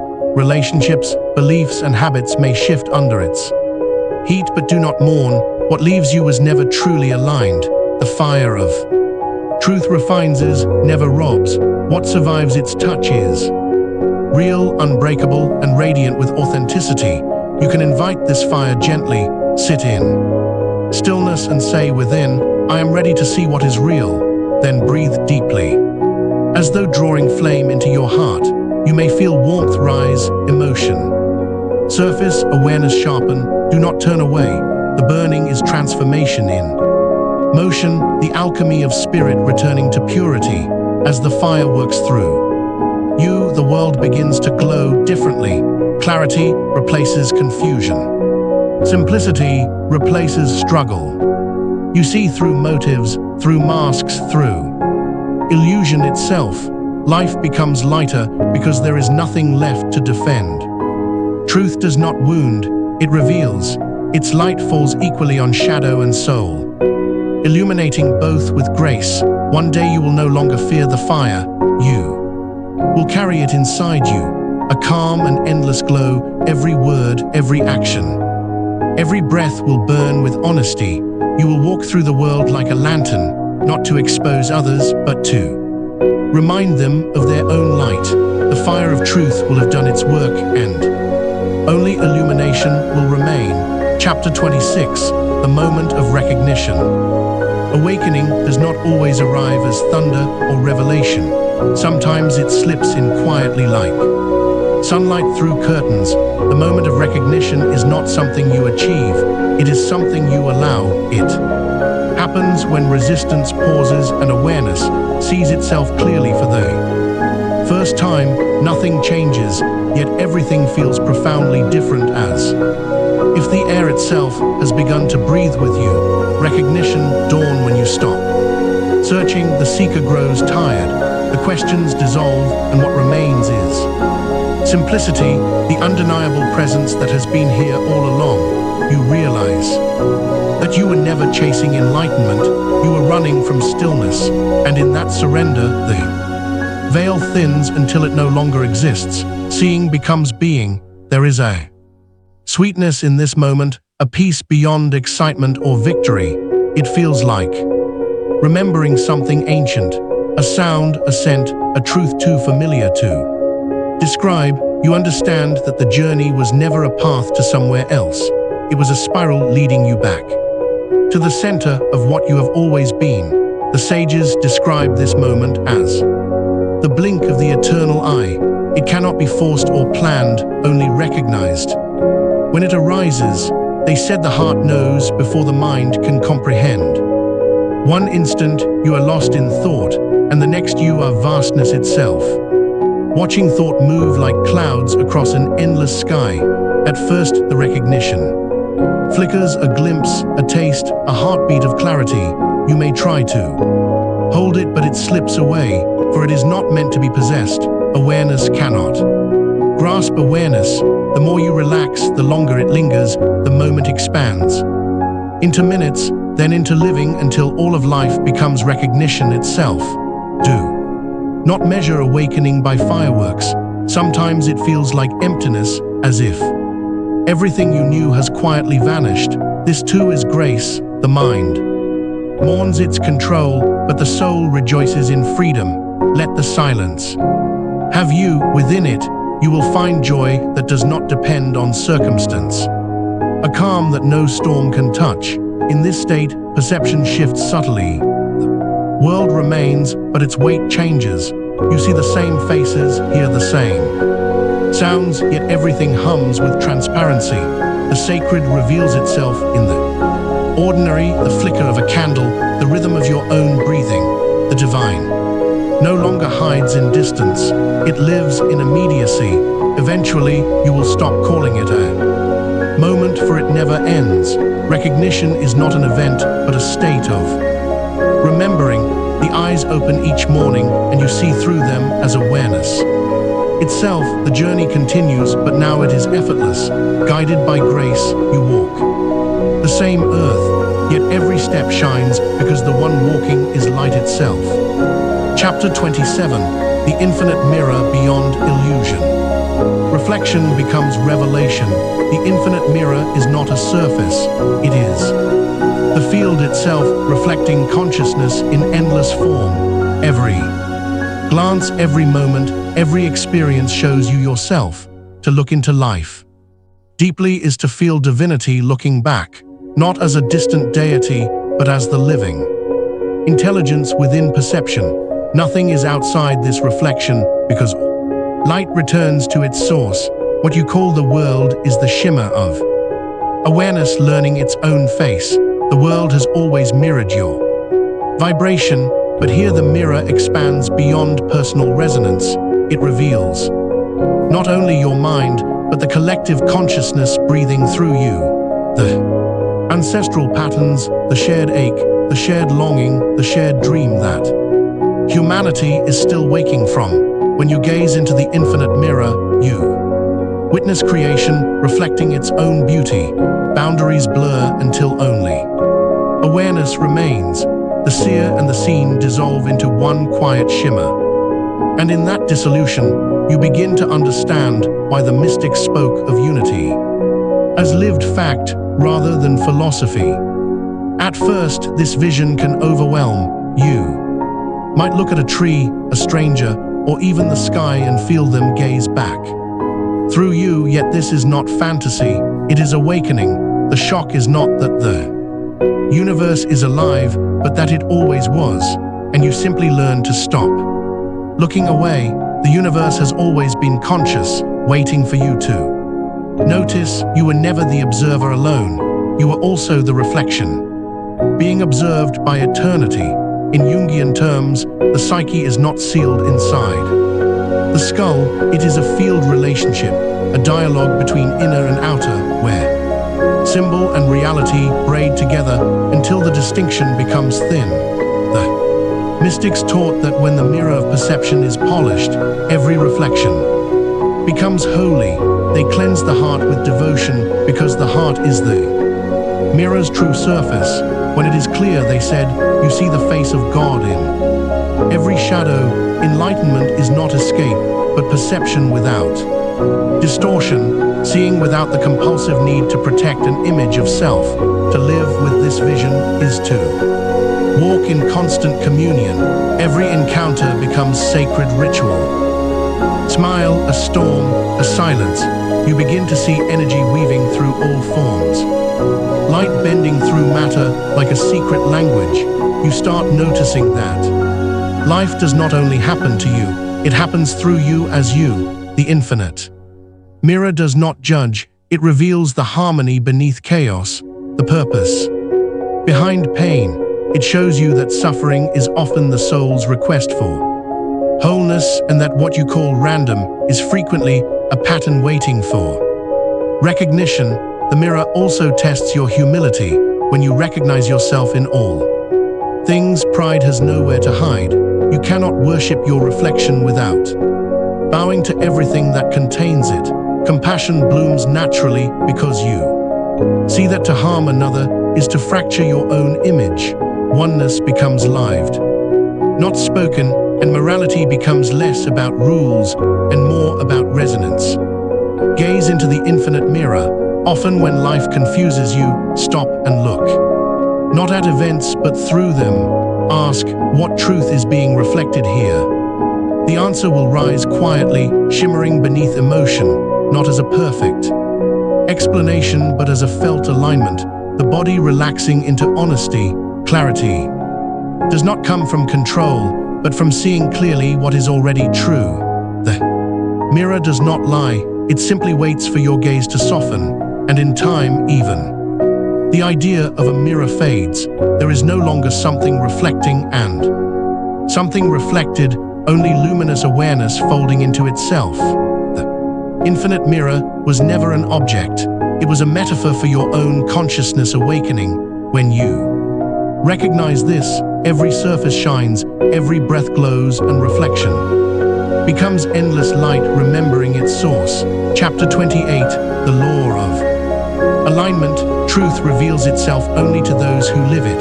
The law of alignment is the bridge between knowing and being, the harmonizing of word, thought, and action into one vibration. It is the inner marriage of intention and embodiment. You perceive the world not through ideals, but through the life you actually inhabit. To see clearly, you must live clearly. Every choice either sharpens or clouds your inner vision. Alignment is not perfection, it is honesty. It is the quiet discipline of choosing what feels true over what feels safe, even when safety has become a familiar prison. When your outer life reflects your inner truth, energy flows without friction. The veil begins to thin, not because you seek to pierce it, but because there is no longer a split between what you believe and what you do. In Jung's language, this is individuation in motion, the gradual refusal to live from persona alone, the courage to let the inner self become real in the world. When misalignment occurs, life becomes noisy. The body tenses, emotions fluctuate. Clarity fades. These are not punishments, they are signals. The psyche calling you back to coherence.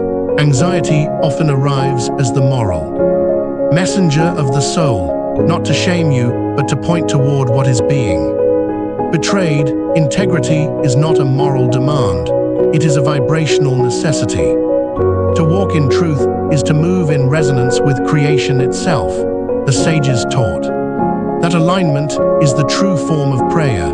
Words matter little if energy contradicts them. To ask for peace while living in chaos is to create static. But when intention and action harmonize, manifestation becomes effortless. The world bends to integrity because it recognizes its own reflection in your consistency. You can feel alignment as ease. It is the moment when time slows and actions seem guided by invisible rhythm. There is no rush, no doubt, only flow. This is not luck, it is coherence. You have entered the current of natural order where effort transforms into expression and existence becomes a dance. Instead of a battle, to cultivate alignment, begin by listening. Each decision hums with vibration. Notice which choices expand your breath and which constricted. Truth feels spacious, dishonesty contracts. The body knows before the mind decides. Honor these signals and they will guide you unfailingly toward your path of least resistance, the path of alignment. There will be moments when alignment requires release, people, habits, identities. The letting go may ache, but it clears distortion. You cannot carry what contradicts your essence into higher frequency. This is not abandonment. It is maturation. It is the psyche refusing to keep paying for comfort with self-betrayal. Trust the emptiness that follows. It is not loss, but recalibration. The silence between heartbeats before a new rhythm begins. Eventually, alignment becomes your natural state. You no longer chase balance, you embody it. Decisions flow without deliberation because your life has become a mirror of truth itself. The law of alignment is not law in punishment, but law in harmony. When you live it fully, vision stabilizes, reality softens, and the veil dissolves into pure transparency. Chapter 29, The Dissolving of Form. There comes a time when the edges of the world begin to soften. What once seemed solid starts to shimmer, revealing the fluid nature beneath appearance. This is the dissolving of form, the gentle unraveling of illusion. You realize that everything you touch, see, and name is light slowed into meaning. Matter was never material, it was consciousness dreaming of density. This is not an excuse to deny the body or the world, it is a deeper intimacy with them, seeing that the tangible is sacred precisely because it is temporary. At first, this perception unsettles. The mind built upon certainty seeks boundaries that no longer exist. Yet as form loosens, freedom enters. You are no longer trapped within the weight of definition. The tree becomes light, the body becomes vibration. Even thoughts turn transparent, and what once felt like absolute truth is revealed as a passing weather system in awareness. The universe reveals itself, not as structure, but as song. In this phase, identity begins to thin as well. You feel less like a person, and more like awareness experiencing personhood. Emotions still arise, but they pass through like wind through silk. Drama of existence loses its grip. This is not detachment, it is clarity. You are no longer the actor lost in the role, but the light behind the performance. The mystics describe this as walking between worlds. Matter and spirit were not opposites, but degrees of one essence. They trained the mind to perceive the vibrational scaffolding beneath appearance. When they looked at mountains, they saw waves of energy, frozen in rhythm. When they looked at themselves, they saw the same. Jung might call this a shift from literalism into symbolic sight, where the world becomes psyche made visible, not as hallucination, but as meaning-bearing reality. To live while form dissolves is to witness creation in constant motion. What you call reality breathes, expanding, collapsing, reforming in every instant. Each object you see is already transforming. Each moment is already fading into the next. Impermanence ceases to frighten you because you understand it as the pulse of eternity.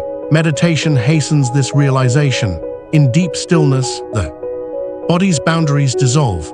You can no longer tell where you end and the air begins. Awareness expands until the concept of inside and outside disappears. You are not floating, you are being. The form you thought was you melts into the field that sustains everything. This dissolution is not loss but revelation. As form fades, essence shines brighter. You begin to see through appearances, through fear, through desire, through time itself. The veil becomes diahas, and behind it glows infinity. Every object, every being, every sound becomes a portal into the same luminous source. Eventually, you stop fearing change because you see it as the universe breathing. Form was never meant to be prison, it was expression. When it dissolves, you do not vanish, you expand, you merge with the rhythm that animates all things. The dissolving of form is not an ending, but a return. The realization that light was all there ever was. Chapter 30, the union of heaven and earth in the stillness of awakening. A sacred marriage begins to unfold, the spirit once longing to ascend, and the body once bound to matter meet in quiet embrace. This is the union of heaven and earth, the merging of infinite and finite, invisible and tangible, no longer separate realms. They intertwine like breath and heartbeat, each completing the other's rhythm. Heaven was never far above nor earth far below. They were reflections of the same consciousness, divided only by perception. When awareness expands enough to hold both, the polarity dissolves. You begin to live as bridge, your crown open to the cosmos, your feet rooted in soil. Energy flows freely between them, making your very presence an act of balance. The old spiritual path sought escape to rise beyond form and leave the world behind, but the new awakening calls for embodiment. Enlightenment is not departure, it is return. Heaven must descend into body as much as spirit must rise into matter. The divine longs to live through hands, through laughter, through ordinary human grace. This is where mysticism becomes practical. This is where philosophy becomes behavior. This is where depth psychology becomes a daily practice of integration, rather than a concept you admire from afar. The ancients understood this alchemy. They honored sky and stone equally, seeing divinity reflected in both. In their rituals, they called down the light while blessing the earth beneath their feet. As above, so below, they said, not as doctrine but as remembrance. The cosmos is not elsewhere, it is within everything that breathes. When this union deepens, duality loses meaning. You cease dividing life into sacred and mundane, spiritual and physical. Every act, eating, walking, loving, becomes meditation. You no longer seek transcendence because you live it in motion. The body itself becomes temple. Every heartbeat becomes a mantra of integration. This blending transforms perception. You begin to see heaven shimmering with the cracks of daily life, in sunlight on water, in the hush before dawn, in the eyes of those who have forgotten their own light. You realize there was never a choice between earth and sky, only the remembering that they were one breath. The more you live in this balance, the more reality harmonizes. Manifestation flows naturally because the energy of heaven anchors through the density of earth. Vision becomes creation, intention becomes matter. You no longer reach upward or downward. You expand outward, radiating both infinity and form in the same pulse. And when you stand fully in this union, you understand the true purpose of awakening, not to flee the world, but to illuminate it. You become the meeting point of realms, the living horizon. Where light kisses soil, heaven finds its home in your humanity, and the earth through you learns to shine. In that moment, the universe exhales whole, balanced and alive. Chapter 31, the vision eternal. When true sight awakens, it never closes again. Vision no longer depends on eyes, for it comes from the boundless field within. The vision eternal is the recognition that what you see is not outside you, It is the reflection of consciousness unfolding itself in infinite expression. In this state, life is not observed, it is experienced as light moving through awareness. The eyes of the soul perceive differently, they do not judge or categorize, they simply witness through them. Sorrow reveals beauty, endings reveal continuance, even death becomes a change of rhythm. Rather than an end, eternity does not begin after life, it pulses through every heartbeat, waiting to be noticed beneath the noise of impermanence. When this vision opens, the fear of loss disappears. You realize that nothing can truly leave you, for everything exists within the same boundless awareness. The faces you loved, the moments you cherished, the dreams you thought were gone, all remain as frequencies within the great continuum of being. Existence does not vanish, it transforms. The mystics said that eternal vision is not granted but remembered. It awakens when the soul grows quiet enough to see through time. They spoke of the moment when the veil between past and future falls and all lifetimes converge into one brilliant now. In that stillness, you understand that every life you have lived was preparation for this seeing. Every heartbreak that refined your heart, every joy that opened your chest, every lesson that humbled you, all of it was training the lens of perception to hold more light. Eternal vision is not distant or abstract.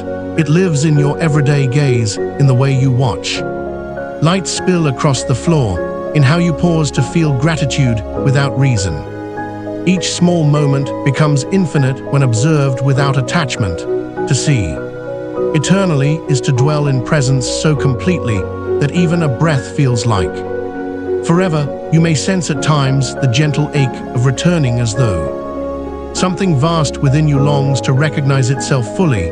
That ache is holy. It is eternity remembering through you. Do not rush it, let it unfold as sunrise unfolds, gradually illuminating what was already there. Every act of awareness polishes the lens of your perception.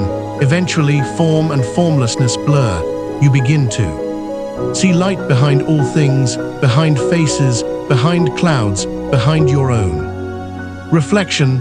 The divine ceases to be a concept and becomes a living pulse that moves through every vibration. You stop reaching for heaven is revealed in the gaze itself. And when the vision eternal anchors fully, you realize there is nowhere else to go, nothing left to seek. Awareness expands beyond the edges of individuality, yet remains tenderly present in human form. The world continues shimmering and sacred as the eyes of the soul look upon it and whisper without words, all is one and one is endless. Chapter 32, The Return to Light. At the end of the great remembering, there is no finale, only silence filled with radiance.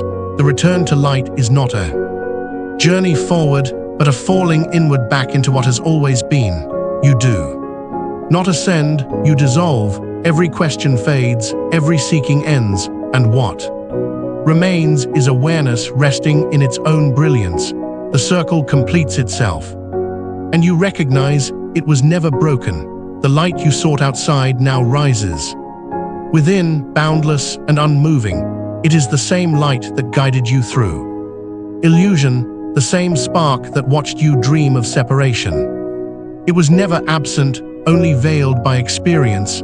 As the veil falls, perception clears and reality reveals its original state, transparent, luminous, eternal. All things that once felt divided return to harmony.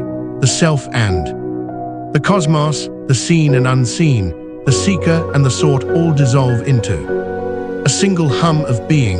You realize that awakening is not becoming more, but becoming less, until only essence remains. There is no struggle in this merging, no triumph, only quiet completion. In the ancient texts, this return was called the homecoming of light. The sages said it cannot be described, only remembered. Some wept when they reached it, not from sorrow, but from recognition. the overwhelming beauty of simplicity to see with this. Clarity is to feel the pulse of creation in your own heartbeat. Here, time loses meaning, past and future collapse into the eternal present, where every lifetime folds like pages into the same sacred book you no longer walk through. The days move through you, weightless and pure, even the body once heavy with story glows with translucence, vibrating with the rhythm of infinite life. From this space, love ceases to be emotion and becomes law, the natural movement of existence toward itself. You love without effort, without condition. Because there is no other left to define, light touches light endlessly. Reflecting, endlessly creating, compassion becomes instinct and peace becomes breath. When you speak now, words carry resonance rather than meaning. When you move, it is as if the universe moves through you. The return to light is not departure from the world, but transfiguration within it. You see form as frequency, time as melody, and everything, even silence, as divine expression. And so you rest. The journey that began in longing ends in wholeness. The veil that once seemed impenetrable was only the mist of forgetting. Now the light shines unhidden, and you recognize the truth that was always waiting. You were never seeking the divine, you were the divine, learning how to remember its own reflection. All journeys end where they begin, in the quiet center of awareness.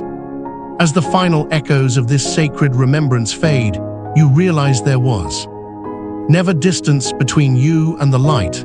Every lesson, every shadow, every breath was a step in the great unfolding of return. The awakening you sought has already happened. You are simply allowing yourself to notice it.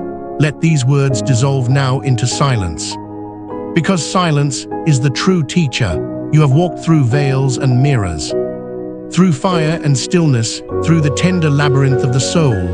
Now, standing in clarity, you can finally see how each chapter was a reflection of your own divine rhythm. The universe was not testing you, it was conversing with you, shaping your awareness through experience. You were never late, never lost. You are being refined moment by moment into coherence with the truth that never waver. Carry this remembrance gently into your waking life. Let it color the way you breathe, listen and speak. When you look at the world, see light. When you look within, see the same. This is the full circle, the harmony of heaven and earth within you.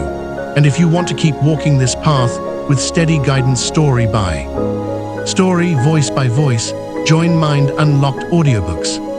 Share this audiobook with someone who needs the reminder, and subscribe so you can continue unfolding the next chapters of remembering, one luminous listening session at a time.